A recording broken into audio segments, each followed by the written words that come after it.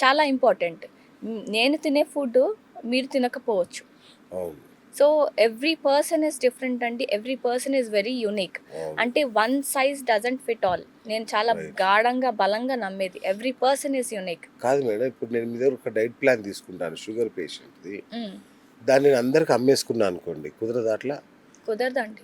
So మీరు diet plan diet నా దగ్గరే తీసుకొని అమ్ముకునే అవసరం లేదండి. ఇంటర్నెట్‌లో డయాబెటిక్ ప్లాన్ అని కొట్టండి. అది కాదు, ఎన్నో వస్తాయి. పర్సనలైజ్డ్ మీరిచ్చేది చాలా పర్సనలైజ్డ్ ఉంటది కదా! అవును. అది తీసుకెళ్ళి నేను సీక్రెట్‌గా నా ఫ్రెండ్స్‌కి నేను ఉచితంగా పోనీ ఇచ్చాననుకోండి, హ్మ్. వాళ్ళకి పని చేయదా? చెయ్యకపోవచ్చు. మ్యాక్రో లెవెల్ దాకా చేస్తుంది. ఆ! ఎందుకంటే అక్కడ మ్యాక్రో లెవెల్స్ కంట్రోల్డ్‌గా ఉంటాయి గాబట్టి. అంటే ఓకే. నేను చాలా లో కార్బ్స్ ఉంచుతాను. ఎక్కువ మీరకుండా okay. Adequate protein, healthy fats, well composed ఉండొచ్చు. అక్కడ దాకా పనిచేస్తుంది. గానీ ఆ పర్సన్స్‌కున్న మైక్రో న్యూట్రియం డెఫిషియన్సీ మీకు తెలీదు గదా! ఓహో! As a client I know what your deficit in. Okay. మీకు తెలీదు అతనికేం తక్కువుందో, ఎక్కువుందో. ఓహో! డైట్ పరంగా అయితే మీరు ఫాలో అయిపోగలరు. కానీ ఆ మైక్రో న్యూట్రియం డెఫిషియన్సీస్ చూసేదెవరు? ఒక ప్రాక్టీషనర్‌కే తెలుసు. హ్మ్. అండ్ అంటే ఒకరికొకరు డిఫరెంటే. ప్రతి ఒక్కరు డిఫరెంటే ఇంకా.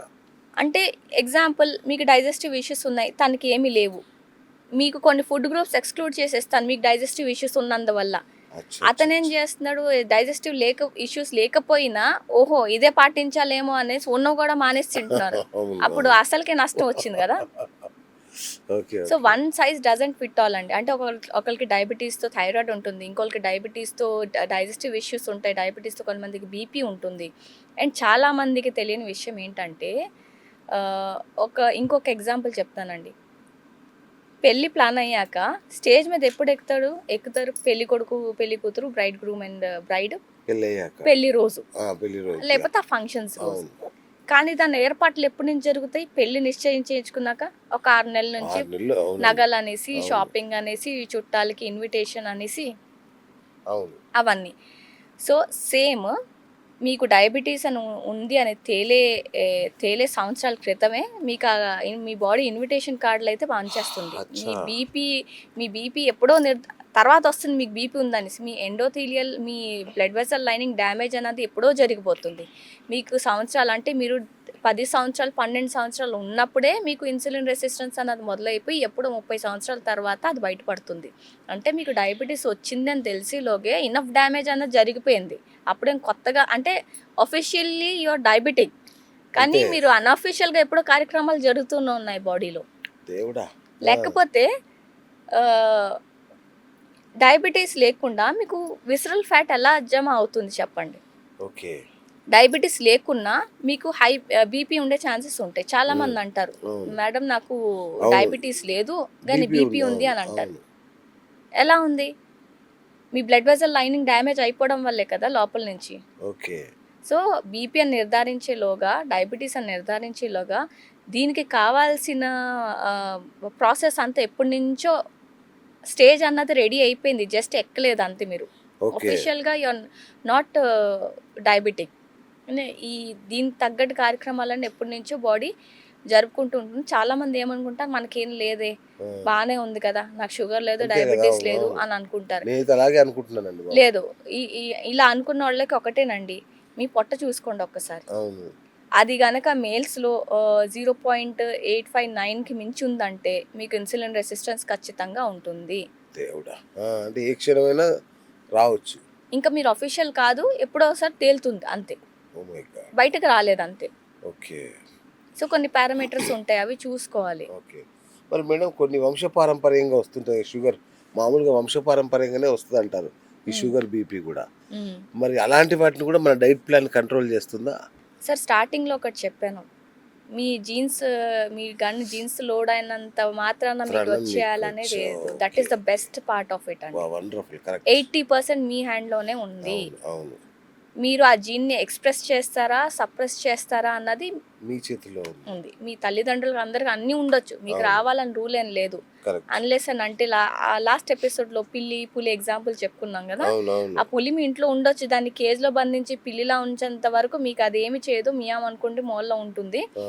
మీరు ఎప్పుడైతే ఆ కేజ్‌ని తీసి మీ అలవాట్లు, మీ లైఫ్ స్టైల్, మీ డైట్ అండ్ లైఫ్ స్టైల్ సమంగా లేదు. మీ బాడీకి అందాల్సిన మీరు అందట్లేదు. సపోర్ట్ చేయటం లేదు. అలాంటప్పుడు మీకొచ్చే ఛాన్సెస్ అయితే ఉంటాయి. చాలా మందిలో తల్లిదండ్రుల్లో లేక కూడా వచ్చిన వాళ్ళు ఉన్నారు. అంతే కదా, మరి ఎక్కడో అవి దగ్గర జీన్స్ ఏ మొదలవ్వాలి జీన్స్ లో కదా. లేవు, ఆ, ఎలా ఆ. వచ్చాయి? Life purely because of diet and life style. అచ్చా అచ్చా. మీకు జెనెటిక్ గా మేకప్ ఉన్నంత వరకు ఒక 20%, ఓకే. అంటే పక్కోడి కన్నా లేనివాడి కన్నా మీకు ఒక 20% మీరు ఎక్కువ ససెప్టబుల్ ఉంటారు.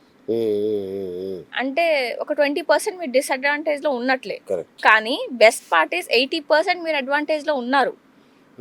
అంటే 80% if you can control your diet and life style, వచ్చాక కాదండి, రాకముందు నుంచి. రాకముందు. Prevention is always better than cure. Yes. Prevention is very kinder than cure అండి. Okay. అంటే మీరు క్యూర్కి వెళ్తే నిజంగా డబ్బులు ఖర్చు అవుతాయి, ఆ యాతన వేరు ఉంటుంది. ముందే ప్రివెంటివ్ మెజర్స్ తీసుకొని మీరు పద్ధతులు చేంజ్ చేసుకొని అలవాట్లు చేంజ్ చేసుకుంటే మీకు మీకు క్యూర్ కన్నా ప్రివెన్షన్ ఆల్రెడీ చాలా బెటర్. ఈ జీరో కార్బ్స్ అనేది పనిచేస్తుంది మేడం, అట్లా చేయొచ్చా? జీరో కార్బ్స్ అన్నది అందరికీ సూట్ కాదండి. ఓకే. ఇంటర్మీడియట్ ఫాస్టింగ్ కానీ కీటో కానీ అందరికీ సూట్ కాదు. అంతేనా? ఓకే. అందరికీ కాదు. It is a call of the practitioner. మన మెటబాలిక్ సిస్టమ్ దెబ్బతీసే అవకాశం ఉందా? చెప్తాను సార్ నేను ఒక థింగ్. మీ బాడీకి జీరో కార్బ్స్కి అలవాటు చేసే బదులు బెస్ట్ సొల్యూషన్ అంటే కార్బ్ ఇచ్చిన దాన్ని మెటబలైజ్ చేసే విధంగా మార్చండి. అంటే మీ బాడీకి, అంటే మీ మెటబాలిక్ హెల్త్ ఇంప్రూవ్ అయ్యేసరికి మీరు కార్బ్ ఇచ్చిన మీ బాడీ ఈజీలీ దాన్ని హ్యాండిల్ చేసుకోగలగాలి. అంటే దాన్ని మొత్తానికి మానించడం కాదు. మీ మెటబాలిక్ హెల్త్ అంటే మీ అప్టేక్ ఆఫ్ గ్లూకోజ్ అని బెటర్ అయింది అనుకోండి, మీరు కార్బ్ ఇచ్చినా మీ బాడీకి ఎలా హ్యాండిల్ చేసుకోవాలో తెలుసు. అంటే మొత్తానికి మానించేసి దాన్ని ఎక్స్క్లూడ్ చేసేయడం సొల్యూషన్ కాదండి. ఓకే. సో జీరో కార్బ్స్ వద్దు, అవసరం లేదంటాను. Okay. Low carbs is fine. Yes. Okay.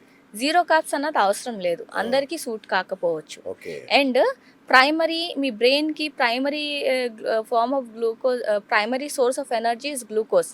మీరు జీరో కార్బ్స్ ఇస్తే మీకు బ్రెయిన్ ఇరిటేషన్ కానీ, అంటే ఇరిటేషన్, మూడ్ స్వింగ్స్ ఇవన్నీ వచ్చేస్తుంటాయి, మీరు పని చేయలేరు సమంగా. మీ బ్రెయిన్ గ్లూకోజ్ కావాలి, అది వేరే ఫామ్లో గ్లూకోజ్ ఉత్పత్తి చేసుకునేలోగా మీకు ఇరిటేషన్ వచ్చేస్తుంది. ఓకే. మీరు తినే తిండిలో మాక్సిమం ఆఫ్ ద గ్లూకోజ్ మీ బ్రెయిన్కి కావాలి కన్జంప్షన్కి, ఫ్యూయల్కి.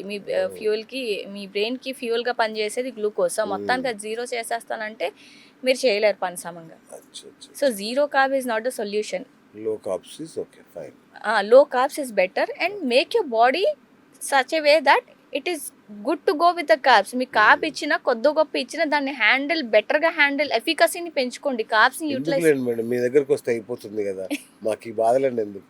ఈ లో కార్బ్స్ నో కార్బ్స్ ఏది చెప్పినా వినకండి, చక్కగా వచ్చి మేడంతో మాట్లాడుకోండి. ఎందుకు వచ్చిన గోల అంటే ఇట్లాంటి మీరనే కాదు, ఒక సర్టిఫైడ్ ఒక న్యూట్రిషనిస్ట్ కలిసి అప్పుడు మాత్రమే ఏ డెసిషన్ అయినా తీసుకోవాలనేది నా ఆలోచన. అదర్వైజ్ ఒకటి చెప్తారు, ఇంకోటి చెప్పారు, మొత్తం మీద దెబ్బతింటాం. అండ్ ఇంకోటి మేడం, ఈ ఇన్సోమ్నియా, రైట్, ఈ స్ట్రెస్ లెవెల్స్ ఇవేనా ఇవి బూస్ట్ చేస్తాయా ఈ మన షుగర్ని అండ్ బీపీని? చేస్తాయి సార్. అవునా? ఎస్.